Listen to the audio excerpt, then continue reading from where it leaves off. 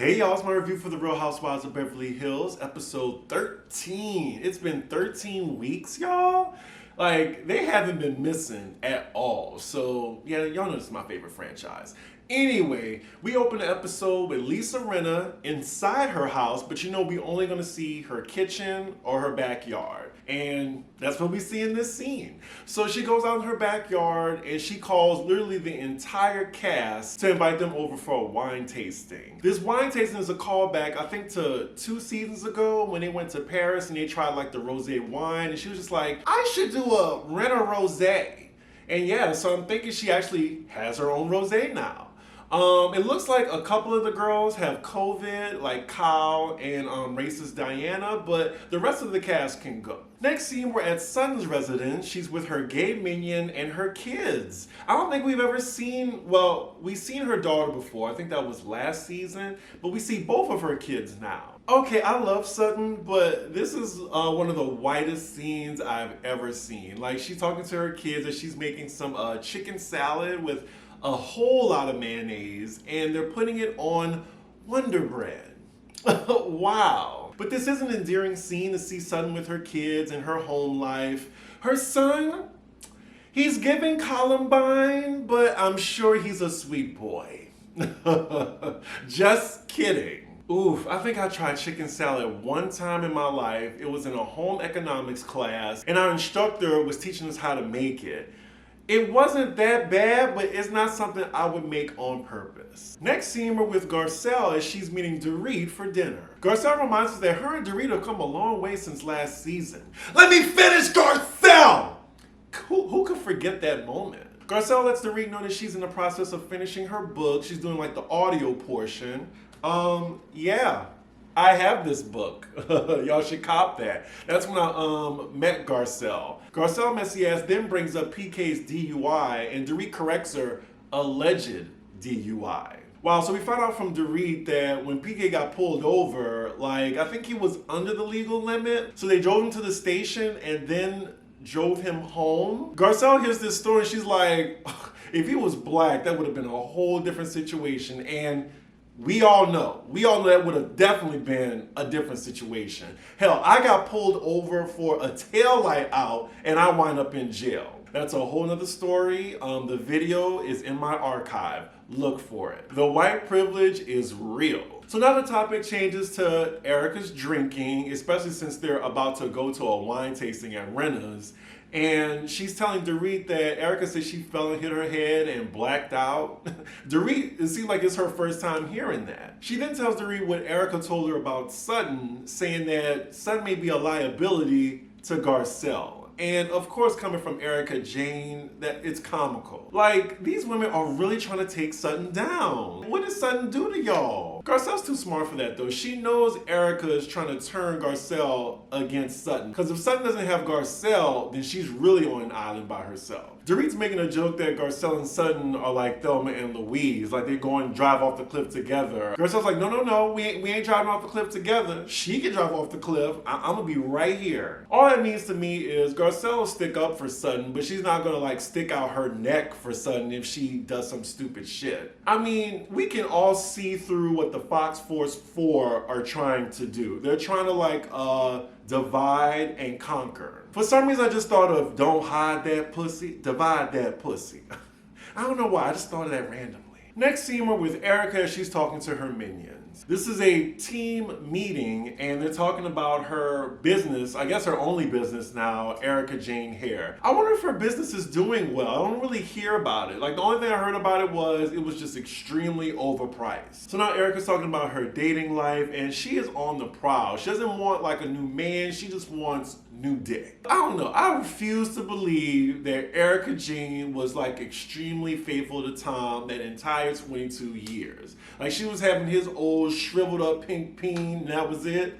I don't think so. Like, I think he gave her some passes and, you know, flung her some dollars to keep her happy. Aside from how I feel about her as a person, I definitely agree that, look, I'm just looking for a fuck buddy at this point. I'm not looking for a relationship. Like, we see each other on that. She also mentioned some BS about being a dominatrix, how she's interested in maybe being one. She's scrambling for every coin she can with her looks before they start fading. Next scene, we're with Rinna meeting up with Sutton for lunch. They really don't like each other. Like, they're just frenemies right now. And it's crazy because Rinna's the one that brought Sutton to the show. And now she's trying to take her down. I just don't understand it. Like, is she just jealous that Sutton is now, like, a really popular housewife? They're both now laughing at their past arguments with each other. Rinna really is like a shit-stirring supervillain. Like, now she's telling Sutton that she was talking about her to Kathy and Crystal. Was this 2 weeks ago or 2 days ago? Oh, 2 weeks ago. And just saying how Sutton gets on her fucking nerves, and sometimes she just likes to torture her a little bit. And she finds it so funny. Like, she said, look, I enjoy torturing you. And the way she just laughs in her face, it's so funny. Sutton looks so uncomfortable. She's like, what is wrong with this bitch? Yeah, I don't understand their friendship at all. I would be like, Jackie Christie, let's just fight. Next scene is the day of Rinna's wine tasting. We just see a montage of all the ladies getting ready. We're halfway through the episode and we still have not seen Kyle or Diana, which I definitely don't mind. I mean, we've seen them technically on FaceTime, and now we see Kyle talking to Erika. Kyle done got another dog. So she has like maybe 4 or 5 dogs just running around her house now.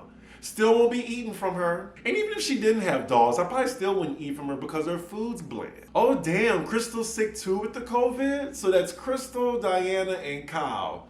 3 people I don't mind not seeing. Look at that. So we're at Lisa's house now, and of course this is gonna take place in her backyard. Yes, okay, we get to see Cherie on this episode. Look, I'm excited every time I see another black person besides Garcelle on here. I'm sorry. Cherie is the first one to arrive, but oh my gosh, she looks like Lisa Ray so much. That's all I see when I see her. Also, a little side note, I saw this little article on the Housewives blog that Cherie has a business like selling knockoff brands. Ooh.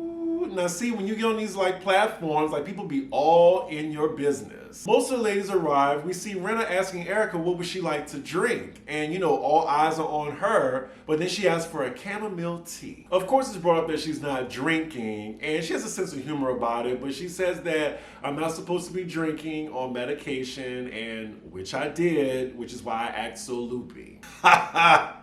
So Garcelle enters in and she has this like neon Balenciaga sweater. It's cute, although a little loud. And Sutton asks, Garcelle, who makes your sweater? Everyone's laughing. She's like, shut up. It's funny because Garcelle is usually the one ragging on Sutton, so it's cute to see it the other way around. Even Dorit's in on it because Garcelle was giving her shit last season when she was in Louis Vuitton head to toe. I'm sorry, personally, last season when she had that Louis Vuitton trench and those shoes, I loved it, head to toe. It was good. Some people didn't like it, thought it was tacky. I thought it was cute. Oh, and look who it is. It's Harry Hamlin. Hey girls, I'm here with the rosé, Harry Hamlin. That's the best I could do. My voice is a little sore right now. So Erika's talking about her meetup with Garcelle the other evening, and she said Crystal was a topic of conversation, and her eating disorder, which she, so rudely talked about at Diana's Christmas party, it looks like it's becoming a problem and she needs to seek help for it because Dorit just spills the beans that she's been vomiting. And I wonder if Crystal is cool with her disclosing that to everybody. Sutton and Garcelle are shocked. I don't think I would talk about this, especially on camera. Their reasoning is, like, you're talking about it to everybody, you're saying you have this eating disorder, but you're not getting help for it. Sutton is feeling very uncomfortable that they're talking about Crystal when she's not there, and she's trying to like smooth it over by saying maybe she is getting help. I love how after that they just move on to the rosé. Child, if I see this monogram Gucci suit one more time, like, I think this is maybe the 3rd reality show I've seen someone wear that Gucci suit. Y'all know what I'm talking about. Lisa Rinna here is wearing it in her confessional. I mean, it's cute. It's just like, damn, like, was that suit on sale? Not to sound like an alcoholic, but this rosé looks really good. I love me a good rosé. Like, I prefer a light and fruity one. I think Whispering Angel is like my favorite one for right now. I also love how Harry Hamlin has been in this scene for longer than 2 minutes. So they're just kikiing right now, drinking. Erika's talking about her sex life. Dorit now is a little concerned because I thought she said earlier when she got there that she's on medication. That's why she was drinking tea. But now she's just throwing the rosé back. Dorit doesn't know what to do because she's scared of Erika. So after their lunch, the ladies disperse from the table, and Garcelle tells Erika she wants to talk to her one-on-one for a second. So Garcelle wants to talk to Erika about her comments saying that Sutton was a liability. Ooh, interesting. So Erika thinks that Garcelle has to clean up and take care of Sutton. Interesting. Like the black friend has to, clean up and take care of the white friend. Sorry, I don't mean to bring it to race, but just the optics of that statement. She says that Sutton doesn't need Garcelle's help for the mess that she put herself in. I mean, I can see that, but I feel like all these ladies like to come after Sutton, and I appreciate Garcelle taking up for Sutton when, what she did wasn't wrong. Like when Sutton was the only one to call out Erika, and when she bit her head off, none of the other ladies had her back. Erika brings up the insensitive comments Sutton made to Kyle about having a gun to her head, and Garcelle says, yeah, that was totally wrong. And she asks Erika, can I invite Sutton to this conversation? And Erika's like, no. I just don't think it's the right time for that. Interesting, you're trying to divide them and, be all nice to Sutton's face, but have all this to say to her friend Garcelle? Oh, they having a real conversation now about the dynamics of their friendship. She's talking about their relationship last year, but Erika had Dorit, Rinna, and Kyle in her corner. Sutton didn't have nobody, and what, you want Garcelle to just follow your lead? I'm glad Garcelle didn't have her head up Erika's ass like the rest of them. And Erika tells Garcelle, I really don't think you believe me. And Garcelle was real as fuck in that moment. She's like, well, I don't think I believe everything. The editors chopped this scene up a lot, but Garcelle stood her ground. Like, why would she believe everything that Erika told her? I don't even think she believes everything Sutton tells her. Like, she calls Sutton out too. Erika wants a minion. She wants a follower. She wants a yes person. They end this conversation peacefully though, then join the other ladies. What I got from that scene is Erika is irritated by Garcelle and Sutton's friendship and how they both question her. And Garcelle, who is clearly an alpha in the group these days, I think we can all agree on that. Like, she isn't, up Erika's ass like the rest of them. Like, she has her own mind. Oh, shit. So as soon as they sit down, Sutton's like, I don't like how I'm being called a liability. I'm confused at this point because I'm like, wait, did Garcelle tell her this already?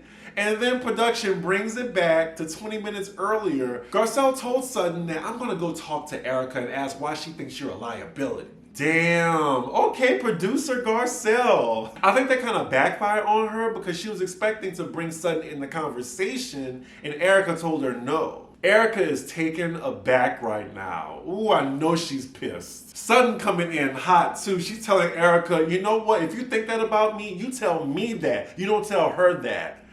Oh, all right. Now, why they do this with 5 minutes left? So Sutton then asks Erika straight, why do you think I'm a liability? Erika doesn't flinch and said, because I think she always cleans up for you. Like you get into it with me last year, now Diana, now this one.